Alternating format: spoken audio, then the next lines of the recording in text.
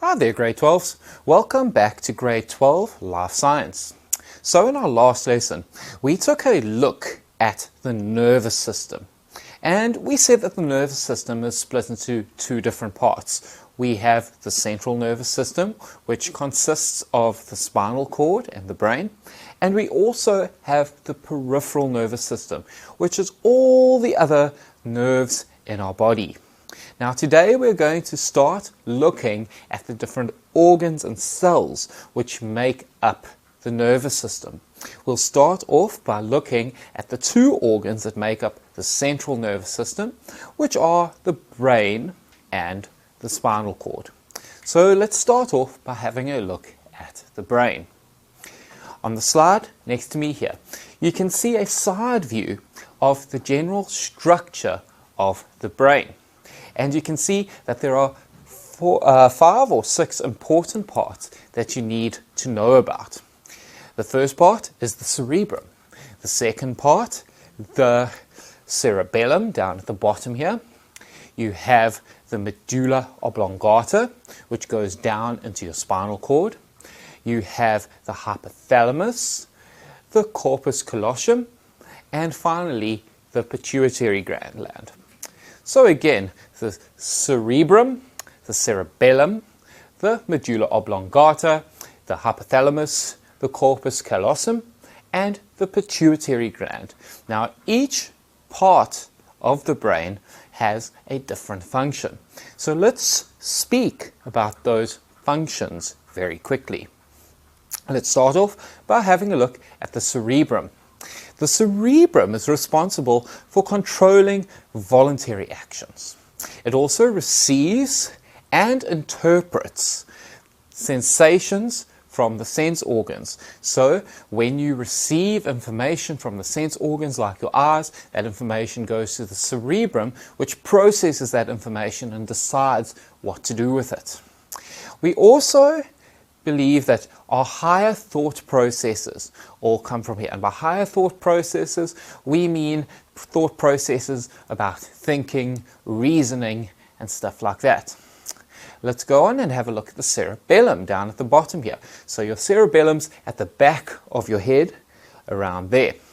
So the cerebellum is responsible for coordinating all the voluntary movements. So it sends the signals to your muscles and make sure that the muscles work together to bring about a coordinated movement. It controls the muscle tensions, in other words, and make sure that we keep balanced. So it's always processing information that we get from our ears and various parts of the body to make sure that we stay balanced. And this is very important for bipedal, it's two-legged animals like ourselves. Okay, let's move on now and have a look at the medulla oblongata.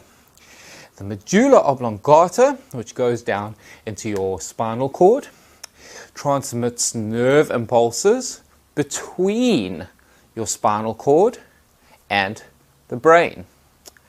And it also is responsible for controlling involuntary actions. For example, our breathing and our heartbeat and things like that. So to save time, because a lot of these involuntary actions, especially if it's a reactionary voluntary action, instead of sending the signal all the way up to the brain, a lot of these get processed and dealt with over there in the medulla oblongata. Okay, number D then is the hypothalamus. And the hypothalamus is the control center for things like hunger, thirst, being tired, needing sleep, your body temperature, and emotions and things like that. So the hypothalamus is part of the function of the hypothalamus is to maintain homeostasis in our body. Okay, then we have E, which is the corpus callosum. The corpus callosum connects the two sides of our brain. So I'm sure you know that our brain has a left hemisphere and a right hemisphere, and the corpus callosum puts these hemispheres together. And it's responsible for making sure that there is communication between the different hemispheres. The pituitary gland we'll talk about a lot more when we talk about the endocrine system, so let's leave the pituitary gland for then. Let's now go on and have a look at the spinal cord. Okay, so now we know about the brain, let's have a look at the spinal cord. Now on this diagram next to me here, we're looking at the spinal cord from above. So this is a cross section through the spinal cord. So the spinal cord has two different types of tissue in it. We have the white matter, which is found around the outside, and then the grey matter, which has that H sort of shape in the middle. Okay, and these different shapes, or these different matter, is caused by the different nerves that we're going to learn about in the next section. Okay, in the middle of the spinal cord, we have a central canal going through the middle of that H-shaped grey matter. We have on either side the dorsal groove, which is a little groove in the spinal cord, and dorsal means towards the back. We also have the ventral groove, which is much deeper. Now, we also have nerves entering the spinal cord and exiting the spinal cord. We have in the dorsal root, we have our sensory nerves entering there that we're going to learn about soon. So we have the dorsal root and a small swelling in the middle of that, which is the dorsal root ganglion, where we find the nucleus of those nerve cells. Okay, we also have the ventral root, which is made up of motor neurons that we're going to learn about. And then these then join together to form a spinal nerve. So very quickly, that's the structure of the spinal cord. In the future, you will need to know the structure because it's very likely in a test and exams that you are going to be asked to label a diagram like this one of a spinal cord. Okay guys, so in a wrap, that is the central nervous system, which is sometimes called the CNS. Our nervous system, both the central nervous system and the peripheral nervous system, are made up of nerve cells or neurons. Now we have three different types of neurons, and these are sensory neurons, connector neurons, and motor neurons. Okay, again, sensory neurons, connector neurons, and motor neurons. Sensory neurons carry impulses from our sensory organs to the brain. So these are the neurons that carry information from our eyes, for example, to the brain, or from our fingertips when we touch something to the brain. They are also known as afferent neurons. The connector neurons are found in our central nervous system. In other words, our brains and our spine. They carry impulses from the sensory neurons to the motor neurons. So they connect the sensory neurons and the motor neurons. If we think about our slide when we had the spinal cord, the ones that are in the middle of the spinal cord are the connector neurons. Then the motor neurons carry impulses from our central nervous system to the effector organs. So in this diagram next to me here, we have two different types of neurons. We have the motor neuron closer to me, and far on that side, we have a sensory neuron. Now, there are similarities between them, but there are also differences.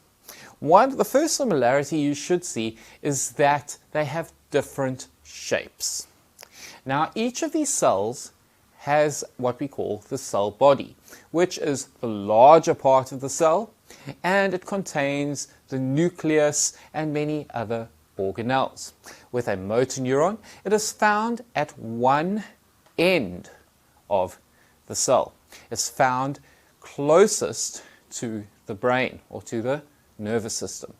Okay, however, the sensory neurons the cell body branches off, and it's found sort of in the middle of the cell.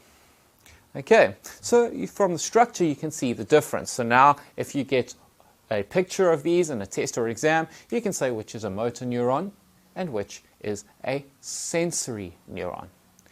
Now they do have a lot of similarities in their structure. For example, they all have a cell body which has a nucleus and a nucleolus and other sorts of organelles. They both have dendrites, which are little branches which connect them to other neurons and into the sensory organs in the case of a sensory neuron, or the muscles or effector organs in the case of a motor neuron. They also have a long shaft, which we call an axon. These axons are surrounded by what we call Schwann cells. And Schwann cells are cells which insulate the neuron so that we don't have the electrical signals or impulses going all over the place. And these Schwann cells are made of myelin sheaths. Between each individual Schwann cell, we have little nodes or gaps called nodes of Ranvier. Okay, another important difference between these motor neurons and sensory neurons is the direction in which they carry the impulse. Remember, motor neurons are carrying impulses from the central nervous system to the effector organ, and this will always be moving away from the end where the cell body is located. It's not quite as easy to tell which direction the impulse is being carried with a Schwann cell, but remember, Schwann cells are carrying impulses from the sensory organs to the central nervous system. So remember, motor neurons will always be carrying impulses away from the central nervous system, while sensory neurons will always be carrying the impulses towards the central nervous system. Okay guys, that's it for this part of the lesson. In the next part, we're going to start having a look at different questions that you might get in exams and tests in the future. So I'll see you guys in a few minutes.